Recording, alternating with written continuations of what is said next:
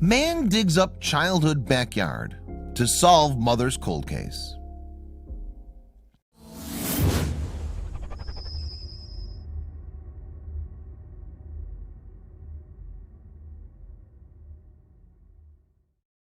When Aaron Fraser began to renovate the backyard of his old family home in December 2014, he never expected to unearth a life-changing discovery. He'd recently been awarded the Jacksonville, Florida house as part of a lawsuit against his father, Michael. The two had been estranged since Aaron was 3 years old, after Aaron leveled a shocking allegation against his father. What Aaron found out would reopen the cold case of his mother's disappearance and finally bring him closure. Aaron Fraser was actually born Aaron Haim. Michael and Bonnie Haim married as teenagers, and Bonnie had Aaron when she was only 20. From the outside, they looked like the perfect young family. They lived in a single-story, 3-bedroom ranch house on a quiet street in Jacksonville, Florida. Both Michael and Bonnie worked for a construction company owned by Michael's aunt, Aaron Haim. Michael ran a sales team while Bonnie managed the business books. Michael and Bonnie's relationship began to deteriorate after the birth of their son.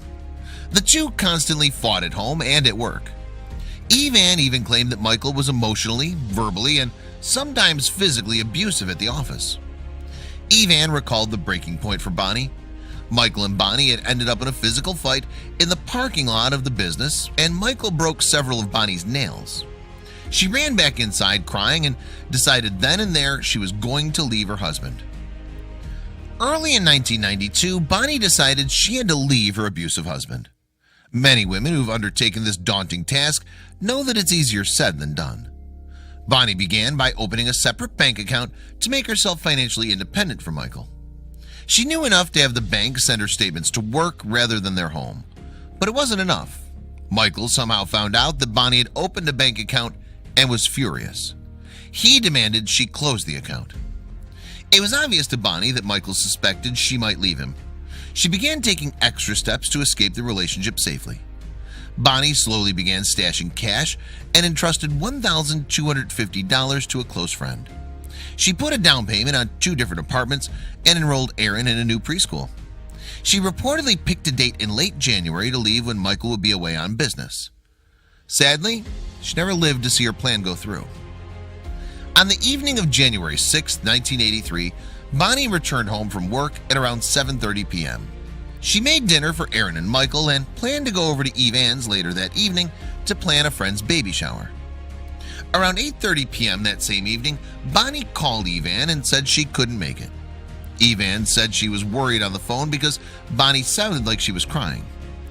The next day, Bonnie didn't show up at work. It was only when a hotel worker at the Red Roof Inn discovered a purse in the dumpster that police were finally called. After checking out the contents of the purse, it was determined to have belonged to Bonnie Haim. Not too far away, Bonnie's Toyota Camry was discovered in the parking lot of the Jacksonville International Airport. The police decided it was time to reach out to Michael and Bonnie's family to get to the bottom of the disappearance. After arriving at the Haim family home, Michael finally filed a missing persons report. He told police that he and Bonnie had a fight the previous night and she left the house around 11 p.m. Michael called his mother, Carol, to come over and watch Aaron while he went out and searched for Bonnie. Michael returned 45 minutes later without locating Bonnie. He sent Carol home and went to bed without filing a report. The next morning, he called in sick to work and Bonnie never returned home. Michael's version of events might sound plausible, but some of the evidence discovered by police led them to be suspicious. Bonnie's purse still contained cash and her ID. That meant Bonnie likely hadn't been robbed and wouldn't have been able to travel without the items. The abandoned Toyota Camry also raised suspicion. The driver's seat was positioned much further back than what Bonnie would have likely driven. There was also a shoe print in the driver's seat mat that matched Michael's sneakers perfectly. Throughout this entire ordeal, Bonnie and Michael's son, Aaron, was only 3 years old. He might have been young, but police suspected he could know something, so they arranged for Aaron to speak with a child psychologist. During the interview with Child Protective Services, Aaron told them shocking things like, "Daddy hurt Mommy," "He pushed her down," and "Daddy placed Mommy in a timeout." The statements led police to believe there was a domestic fight and that Michael had fatally harmed Bonnie, all while Aaron was in the room. The 3-year-old's claims were shocking, but unfortunately for police, there was no way for them to hold up in court. Children are regularly seen to be unreliable witnesses, and Aaron also made other wild claims. He told the same child service workers that mommy's car is in the lake, when police knew it was at the airport. At one point, Aaron even backtracked and said he never saw his father hurt his mother. Even Bonnie's parents believed their grandson might have been brainwashed into implicating his own father. With Aaron's accusations in question and little evidence that Bonnie was harmed, the case turned cold.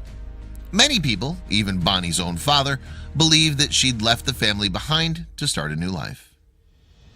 Aaron was sent to live with one of Bonnie's friends, who would become his foster family, and Michael's parental rights were terminated. Even though he was never charged, Child Protective Services feared that Michael might see Aaron as the only living witness to his mother's possible murder.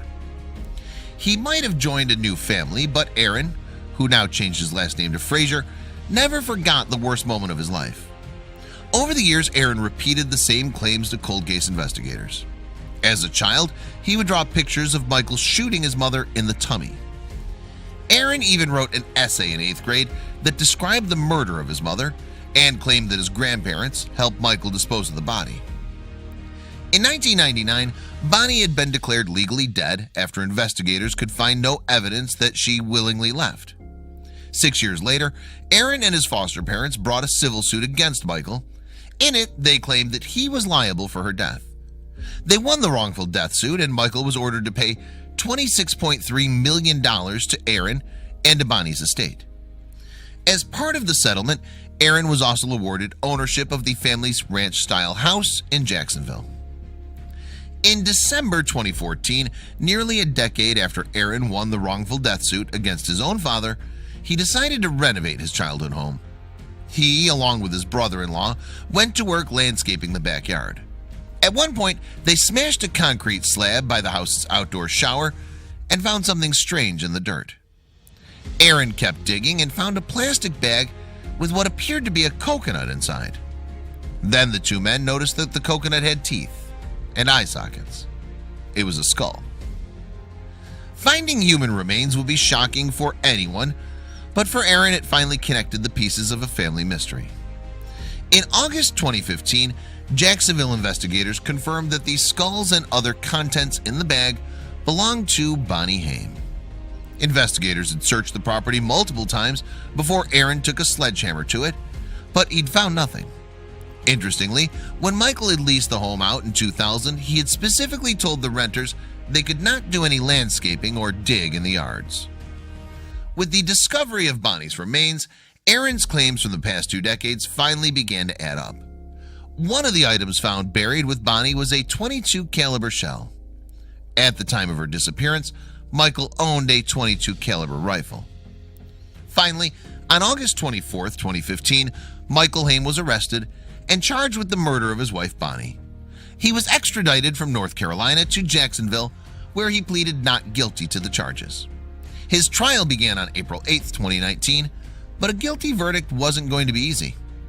In their opening statements, Michael's defense attorneys agreed that the remains were Bonnie's, but that there was no evidence or proof that Michael was the one to kill her. They placed blame on a sloppy police investigation and called into question many witnesses. One major problem facing prosecution was Aaron's testimony.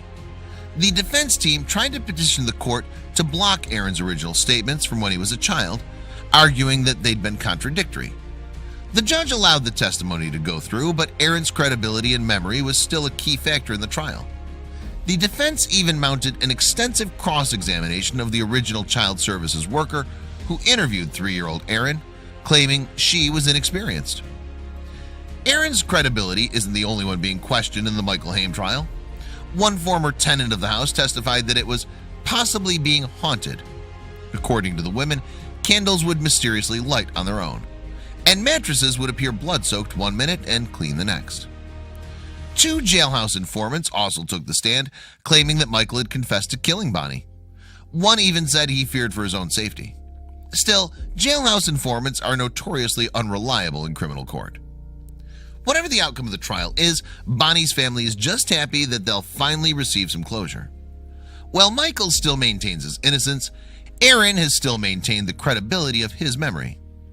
In March 2019, Bonnie's sister Elizabeth posted to Facebook that the trial is going to rip off bandages and expose us to things we had long ago pushed to the back of our memories, but acknowledged that sometimes we have to rip off bandages to really begin to heal.